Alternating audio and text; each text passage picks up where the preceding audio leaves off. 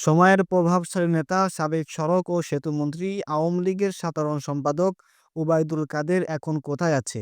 এ প্রশ্ন আমাদের সবার মাঝে। যদিও ক্ষমতায় থাকা অবস্থায় পালাবো না বলে চিল্লায় বেড়াতেন তিনি। তিনি বলেছিলেন, পালাবো না, প্রয়োজনে ফখরুল সাহেবের বাসায় যাব। অনেকেই মনে করছেন, তবে কি তিনি ফখরুল সাহেবের বাসায়ই আছেন? গত ৫ আগস্ট হাসিনা সরকারের ক্ষমতাচ্যুত হওয়ার পর তার মন্ত্রী এমপিরা বিভিন্ন দেশে পালিয়ে গেছে।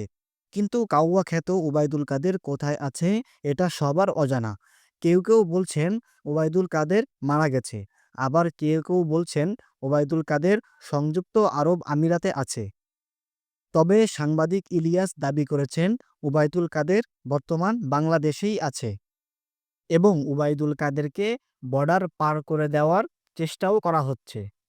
যারা ওবায়দুল কাদেরকে বর্ডার পার করে দেওয়ার চেষ্টা করছে তাদেরকে সতর্ক করে সাংবাদিক ইলিয়াস বলেন, যদি সরকার এই ব্যাপারে কঠোর পদক্ষেপ নেয় যে কারা কাদেরকে বর্ডার পার করে দিয়েছে, তবে আপনারা বিপদে পড়ে যাবেন।